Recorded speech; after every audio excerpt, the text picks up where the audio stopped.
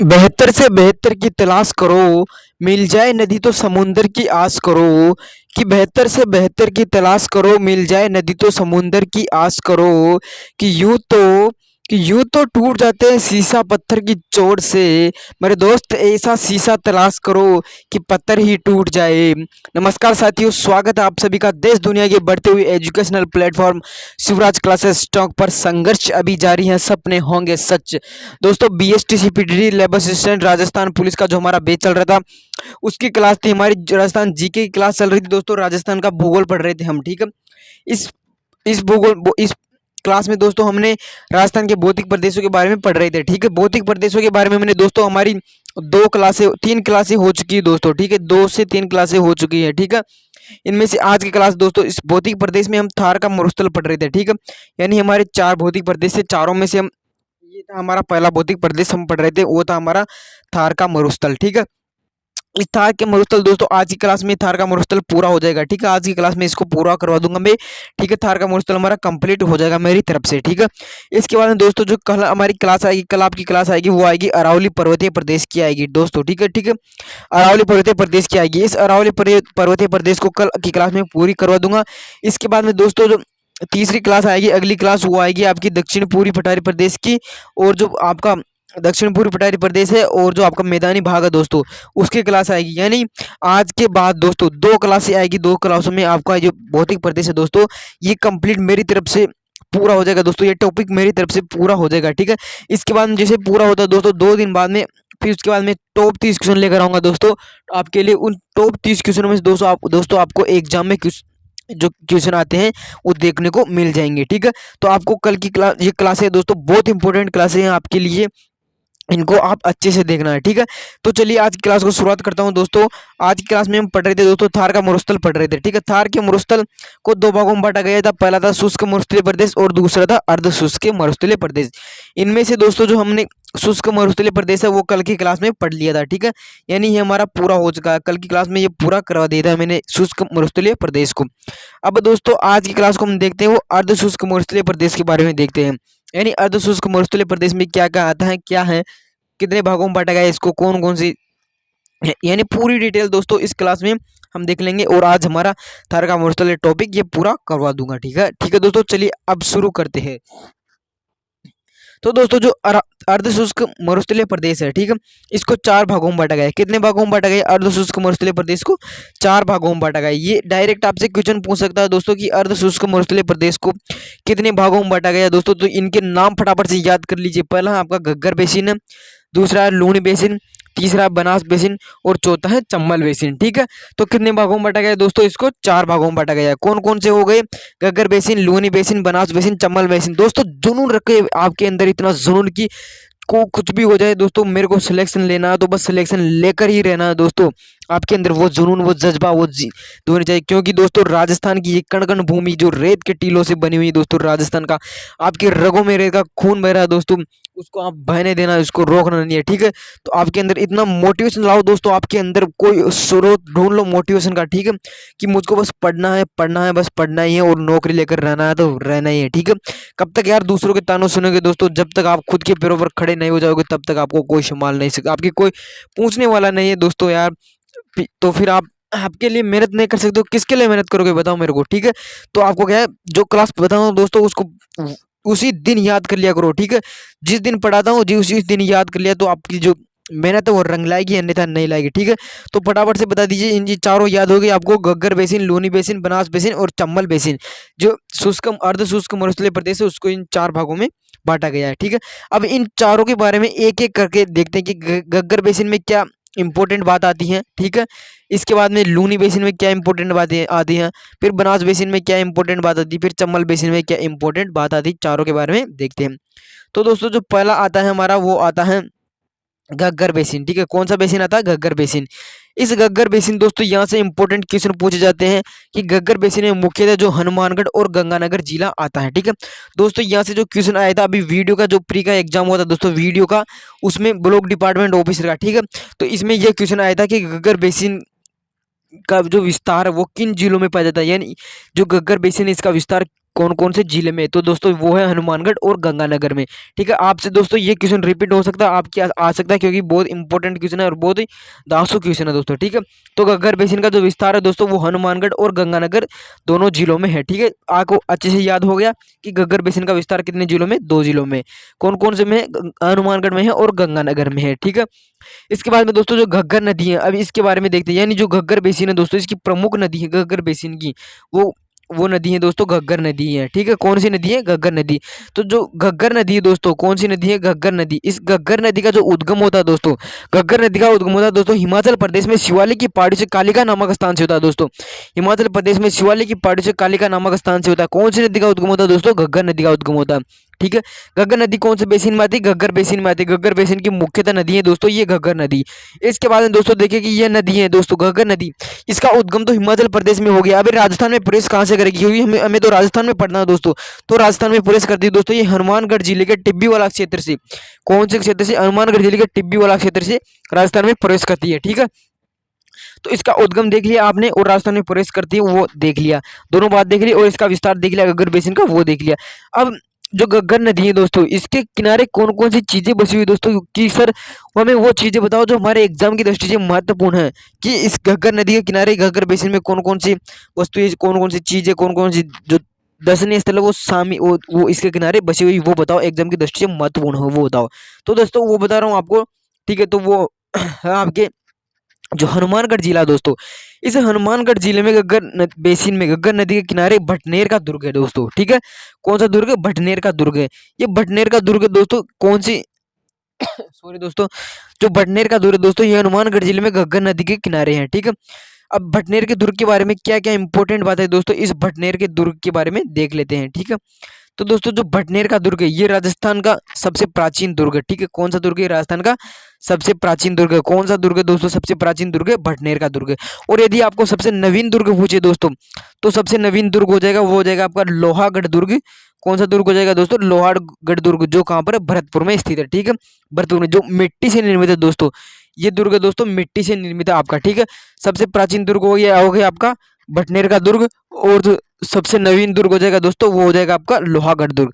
अब दोस्तों जो आपको एग्जाम में पूछ सकता है कि जो भटनेर का दुर्ग है इसका निर्माण किसने करवाया था, दोस्तों इसका निर्माण करवाया था भूपत भाटी ने। ठीक है, किसने करवाया था, भूपत भाटी के द्वारा इसका निर्माण करवाया गया था। इसके बाद में दोस्तों आगे देखिए कि ये दुर्ग राजस्थान का सबसे प्राचीन दुर्ग है। ठीक है, सबसे प्राचीन दुर्ग है जहां पर हिंदू और मुस्लिम महिलाओं ने, दोस्तों ये इंपॉर्टेंट बातें आती हैं। ठीक है, कि हिंदू और मुस्लिम महिलाओं ने, हिंदू और मुस्लिम महिलाओं ने एक साथ जोहर किया। दोस्तों राजस्थान का एकमात्र ऐसा दुर्ग है जहां पर हिंदू और मुस्लिम महिलाओं ने एक साथ जोहर किया था, वो था भटनेर का दुर्ग। ठीक है, इसके बाद में दोस्तों आगे देखिए कि इसके बाद में देखिए दोस्तों कि जो घग्गर बेसिन है इसमें और क्या क्या इंपॉर्टेंट बातें आती हैं। ठीक है, दुर्ग के बारे में देख लिया, इसके बाद में इंपॉर्टेंट बातें आती है वो देखते हैं।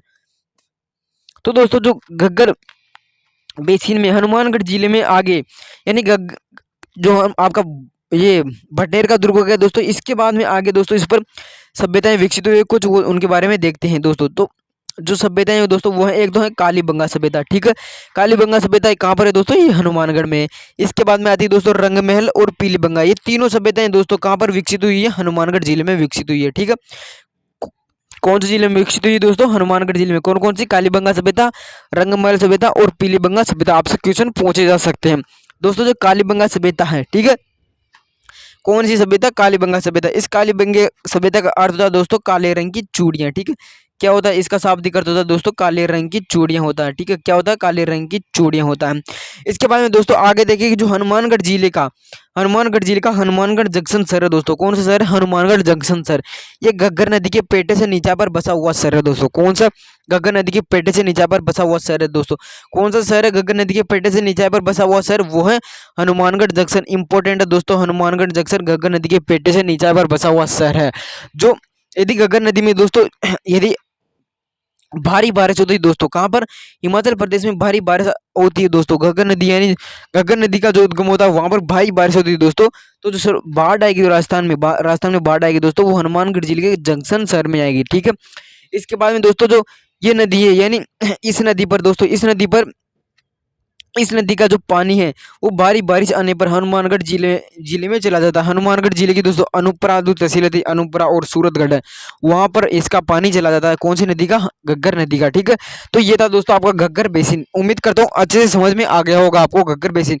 दोस्तों इतना डिटेल से आपको कोई नहीं बताएगा दोस्तों, आपके लिए मैं आपकी मेहनत कर रहा हूँ दोस्तों, बहुत जमकर मेहनत कर रहा हूँ आपके लिए, इसलिए मैं आपके लिए इतनी मेहनत करके दोस्तों आपको बता रहा हूँ। ठीक है दोस्तों, आप कहीं पर भी देख लीजिएगा, आपको इतना मैटर है दोस्तों, घग्गर बेसिन के बारे में कोई नहीं देने वाला है। ठीक है, इसके बाद में दोस्तों आगे देखिए कि लूनी बेसिन, अब दूसरा आता है आपका लूनी बेसिन। ठीक है, तो चलिए लूनी बेसिन के बारे में देख लेते हैं।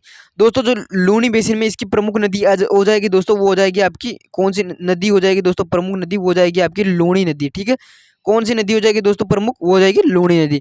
अब दोस्तों जो इस लूनी नदी का उद्गम होता है, ये कहाँ से होता है, इसके बारे में अब डिटेल से देखते हैं कि लूनी नदी कहाँ पर है, क्या है, कैसी स्थिति है इसके बारे में। तो दोस्तों जो लूनी नदी है इसका उद्गम होता है अजमेर के नागपाड़ से। ठीक है, कहाँ से होता है? अजमेर के नागपाड़ से होता है दोस्तों। अजमेर के नागपाड़ में यहाँ पर इसको कहते हैं साबरमती, कहते हैं इसको सागरमती कहते हैं। क्या कहते हैं इसको? सागरमती कहते हैं। अजमेर के नागपाड़ में इस नदी को कहते हैं सागरमती। जब नदियाँ पढ़ूंगा दोस्तों, नदियाँ, उसमें आपको बहुत अच्छे से पढ़ूंगा, बहुत इंपॉर्टेंट नदियाँ हो दोस्तों, बहुत ही अच्छे से पढ़ूंगा आपको, पूरी डिटेल के साथ पढ़ूंगा दोस्तों वहाँ पर। ठीक है, तो लूनी बेसिन की प्रमुख नदी है लूनी लूनी नदी। लूनी नदी का उद्गम होता है अजमेर के नागपाड़ से होता है। अब इसका प्रवाह क्षेत्र जालोर में क्या कहलाता है? रेला या नेडा कहलाता है दोस्तों। जालोर में रेला या नेडा कहलाता है। ठीक है, इसके बाद में दोस्तों जो लूनी नदी है, ठीक है, कौन सी नदी है? लूनी नदी। ये पाकिस्तान में इसका प्रवाह क्षेत्र, पाकिस्तान में इसका प्रवाह क्षेत्र कहलाता है दोस्तों आपका हकरा कहलाता है। ठीक है, फोर्ट अब्बास के पास ये विलुप्त होती है दोस्तों, लूनी नदी फोर्ट अब्बास के पास विलुप्त हो जाती है। ठीक है, तो लूनी बेसिन में प्रमुख नदी लूनी नदी। लूनी नदी का उद्गम होता है अजमेर के नागपाड़ से। इसका प्रवाह क्षेत्र जालोर में रेला या नेडा कहलाता है। पाकिस्तान में इसके प्रवाह क्षेत्र को क्या कहते हैं? हकरा कहते हैं। इसके बाद में आगे देखिए दोस्तों कि जो लूनी नदी है दोस्तों, ये राजस्थान के 6 जिलों में बहती है। ठीक है, लूनी नदी दोस्तों राजस्थान की 3 नदियां ऐसी दोस्तों जो सर्वाधिक 6 जिलों में बहती हैं। ठीक है, यानी 6 जिलों में वही नदियां बहती हैं। तो लूनी नदी दोस्तों ये सर्वाधिक जिलों में बहती है, 6 जिलों में बहती है लूनी नदी भी। ठीक है, तो ये हो गई आपकी लूनी नदी के बारे में जानकारी। दोस्तों जो लूनी नदी है पश्चिम राजस्थान है थार के मरुस्थल की प्रमुख नदी है दोस्तों। ठीक है, इसके बाद में आता है आपका बनास बेसिन आता है दोस्तों। बनास बेसिन, अब बनास बेसिन के बारे में देखते हैं कि बनास बेसिन की प्रमुख नदी दोस्तों बनास बेसिन की वो है बनास नदी है। ठीक है, इस बनास नदी का उद्गम होता है दोस्तों, ये होता है राजसमंद जिले के खमनोर की पहाड़ी से होता है। इसका उद्गम कहाँ से होता है? राजसमंद जिले की खमनोर की पहाड़ी से होता है। इस जो बनास नदी दोस्तों, इस पर ये नदी दोस्तों बनास नदी, ये भी राजस्थान के 6 जिलों में प्रवाहित होती है। ठीक है, और एक नदी हो जाएगी दोस्तों आपकी चम्बल नदी। यानी तीनों नदियां दोस्तों चम्बल, बनास और जो लूनी नदी, ये राजस्थान के 6 जिलों में सर्वाधिक जिलों में प्रवाहित होती है। ठीक है, इसके बाद आता है दोस्तों जो बनास नदी है। बनास नदी, इस पर सर्वाधिक त्रिवेणी संगम होते हैं दोस्तों।